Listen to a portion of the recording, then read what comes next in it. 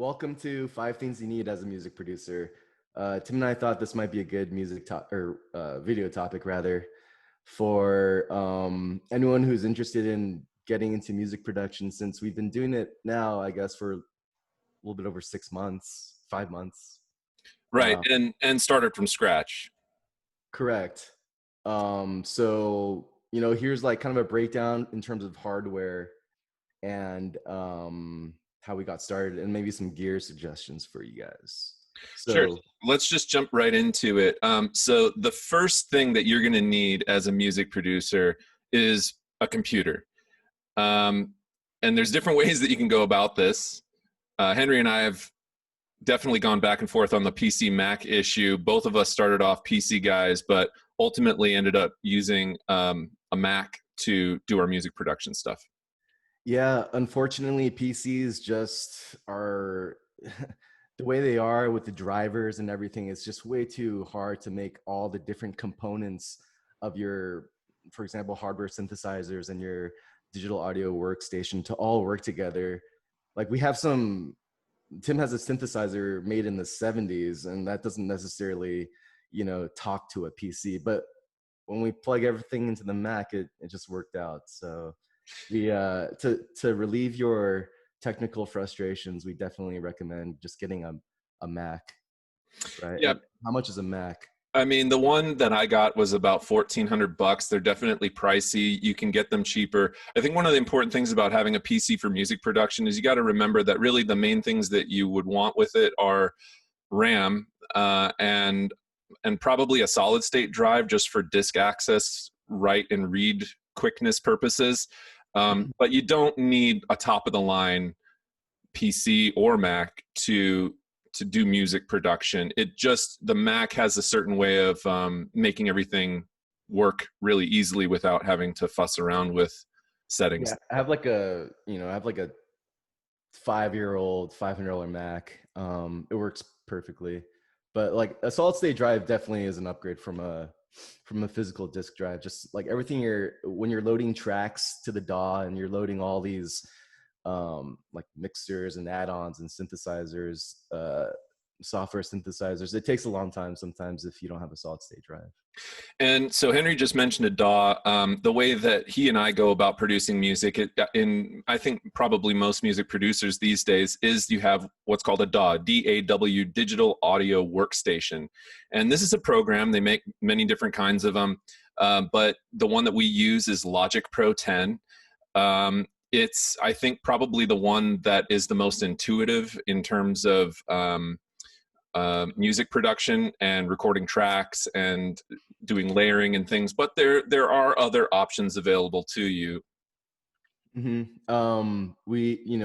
tried Ableton Live, and from what we heard, it's great for live performances because you can plus or minus the timing of the track if you're not exactly on time playing it.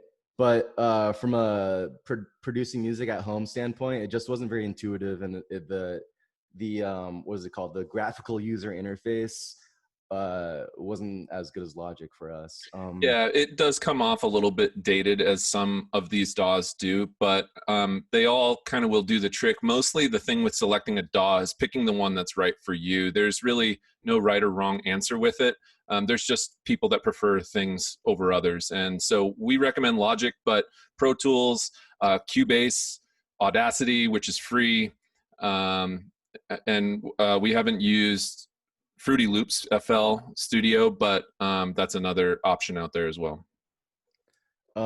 Correct. So Audacity, like in terms of music production, I mean, we used to use Audacity to produce our podcasts, and it's good for that, but it's really lacking in terms of other abilities like effects or mixing or all these things. So if you can get one of these professionally designed DAWs, it would definitely help you out. Like a computer and a DAW really is all you need to start music production. All the other, because everything is software based. Right. And then the rest of the stuff we're talking about is kind of almost extra if you want to go into the hardware stuff. Yeah, so you can get a whole lot done with just a DAW and a computer. But we're going to go over now the second major thing that you're going to want for producing, at least from hardware synthesizers and other instruments that you want for music production, and that's called a digital analog converter, a DAC.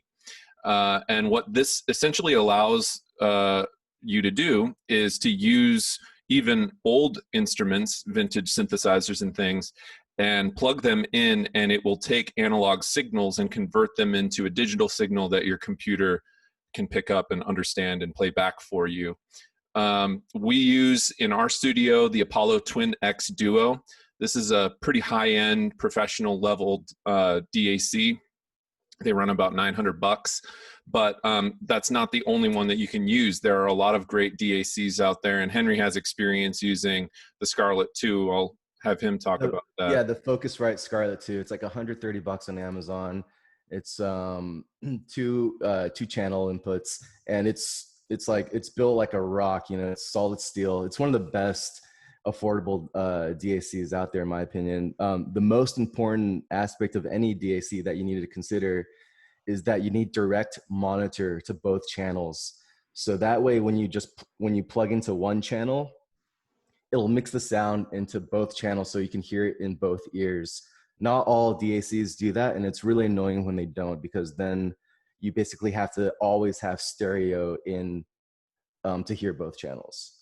Right. And as an added thing to be looking out for when you get a DAC, which most of them have, is a plus 48 volts power boost switch, which will allow you to plug in microphones like the one that Henry and I are using right now, and not have to have a separate power supply for the microphone itself, like a battery or something, although some mics do come with batteries. But being able to plug in a batteryless condenser mic into your DAC or into a mixer and have that button there is really very handy.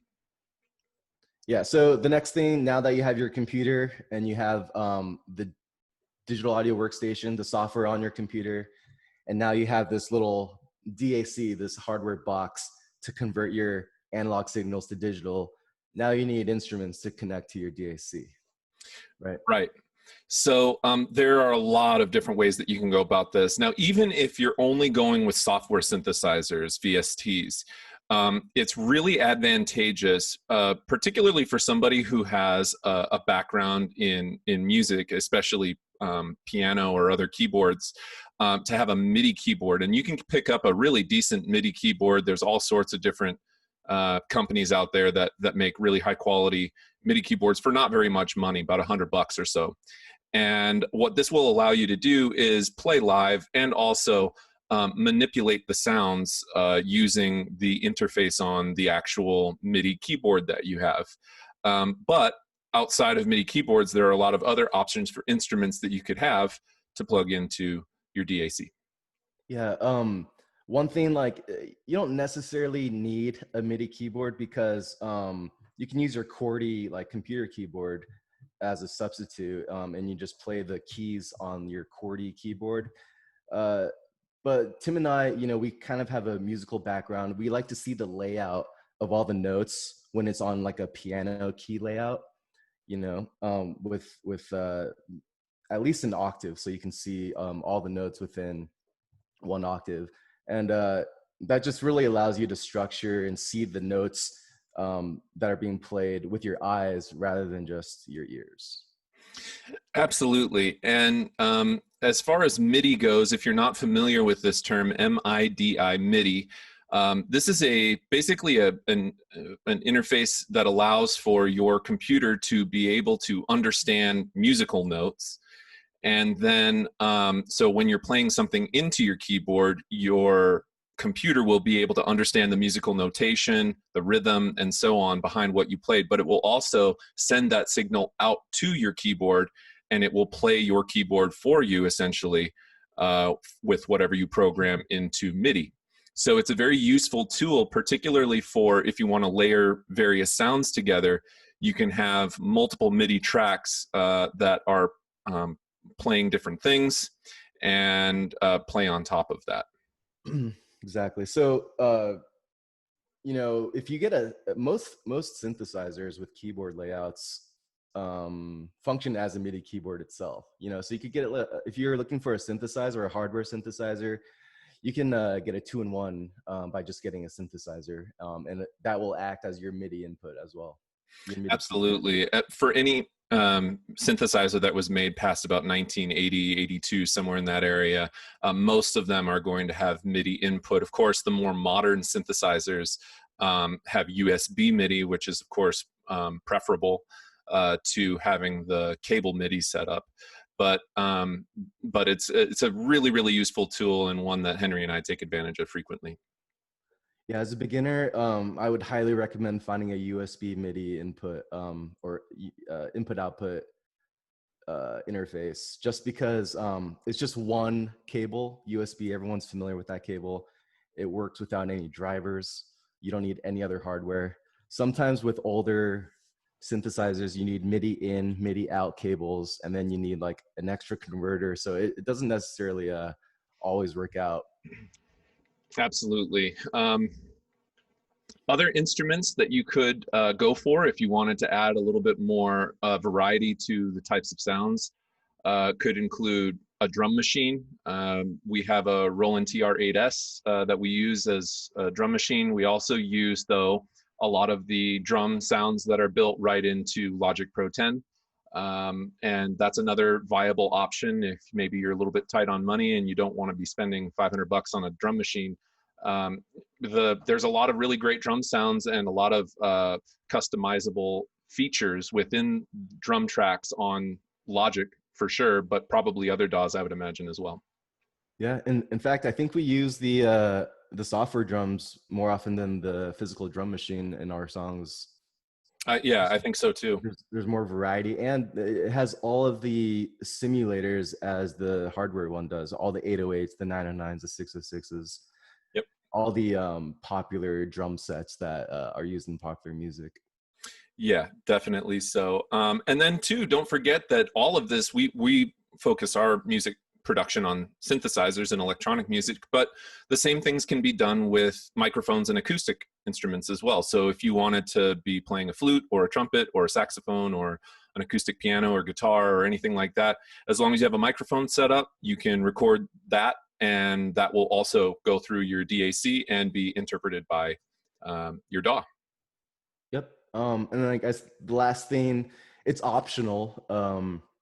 But once you start gathering your little collection of instruments, your guitars, your synthesizers, your keyboards, you end up having a lot of inputs that you want to put into the DAC. Usually the DAC only has, 1 or 2 inputs. So you need a mixer, a physical one, where you can basically put all your inputs into the mixer and have one output into the DAC. And it makes things so much easier when you're recording multiple instruments. You can just increase or decrease the gain or volume on the instrument that you want or don't want, rather than having to switch all the inputs and outputs all the time. So it's more of a convenience thing, I'd say, not necessarily it's an optional but necessary item. Yeah, I completely agree. All right, and now we move on to the fourth thing that you will definitely need as a music producer, and that is a solid pair of headphones, studio headphones, or monitor speakers. And Henry, why don't you explain to our loyal followers why they would want these? So regardless of what brand of headphones or speakers you end up getting, the goal is to get something, the goal is to get the truest sound coming out of your DAW, because certain headphones, for example, Dre Beats, they increase the bass boost physically with the drivers on the headphones to make like hip hop sound better. But when you're producing music from scratch, you want to hear what the true effect of your modulations on the DAW are. And the only way to get that is for a true monitor speaker or headphones to tell you that information. Yeah, and in some of these, I mean, you can get a really good pair of headphones for really not that much money. And the same goes for monitor speakers. They're going to typically run a little bit more than a good pair of headphones. but you don't have to break the bank on getting you know, super high level professional headphones. Henry has a great pair of Sennheiser HD600 headphones, which go for roughly about $100 on eBay. In the studio, we use KRK Rocket 5 monitors, which are 5-inch cone monitors that are really pretty affordable. They're also powered, which is another thing that's useful, because when you have a powered monitor, you don't have to rely on an alternative power source. You can just plug the monitor directly into the wall. And it also gives you, I think, probably the most, you know, what's the word that I'm looking for? Magnitude to your sound. Although, Go ahead. I was going to say, you don't have to get the ones that we have. I mean, there's a lot of really excellent, and you know, we always recommend going and buying things secondhand, right? Like you can go on Reverb, you can go on Craigslist, you can go on eBay, and people are selling this stuff all the time, and you can get a really solid set of Yamaha monitor speakers that will do the trick for you, or headphones, or whatever you prefer to use. If you can avoid it, you know, try not to use earbuds or things with noise canceling, or things that will like mess up with the true sound. Like, for example, if you're listening to your song through earbuds, you might be thinking, oh, it's missing some bass, and then you tune up the bass a bunch on the DAW.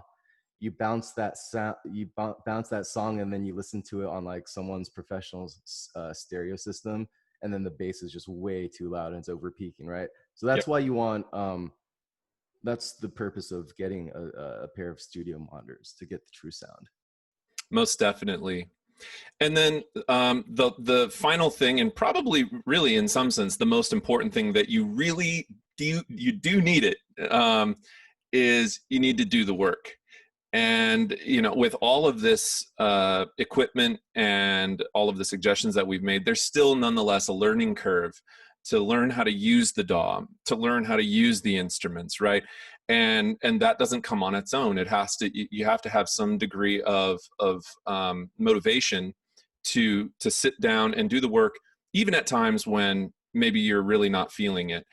And then when you'll find, once you start to become acquainted better with the DAW or with the instruments that you're using, that's the time where you just have to sit down and do, in terms of recording, right? Sit down and record an idea. Henry? I mean, there's this book by Stephen Pressfield called The War of Art. And in it, he talks about, he's a writer, but he talks about artists in general. And he talks about how, you know, not necessarily everyone is always inspired, but when you're a professional artist, you just do the work. You draw the painting, you write your writings, or you record your music, and through that process, he talks about the muses. Through that process, you know, more often than not, just by doing the work, something positive and creative will come out of some little idea, some little riff, you know. And without doing the work, even if you're unmotivated and you're feeling like uninspired, once you start doing it, it feels like it works. Yeah, sometimes an entire song can be built off of a tiny little riff. And that's really the key about it, right? Is because if you're recording and you're willing to change things up, then you're going to be able to build on that sound and start conceptualizing of the structure of your song, where you want the song to go. And also the other big part about this is to try to not be too married to any particular idea that you come up with. And if you listen back and you have that feeling of like, you know what, something about this just doesn't sound right to me, or I think that this could sound better, to again be willing to kind of put your nose back to the grindstone, throw out the ideas that you think aren't working, and then try something new. And I mean, we're talking about a process that to write a full song could take you weeks and weeks to get right, depending on how much time that you're spending on it each day. That's another part though too, is it's important to take breaks. You know, there's been a bunch of times where Henry and I have worked for hours and hours on music, and then you walk away from it for a week, you come back to it, and all of a sudden now you hear it in a new light. And that allows you to be able to adjust things that you did before and make improvements. Mm-hmm. So yeah, the five things you need as a music producer, I mean, out of all of them, other than like a computer and a DAW, I guess, this might be the most important. Just to record something, even without any idea of what the song's going to become, or if it's good or not. Um, you know, once you record something, you have something on paper. It's easier to determine whether it's a verse or a chorus, or whether it could be like a nice little bridge. You know, it all works from that seed of something. Absolutely. Thank you all so much for tuning in to listen to our top 5 recommendations for the things that you need to start producing your own music. And feel free to hit like and subscribe on this video and make a comment if you have any questions. Absolutely. I think we'll probably do some more topics in line with this, maybe more granular, how we actually write a song from beginning to end. I think that might be interesting to some people. Absolutely. All right, everybody. Take Cheers. care.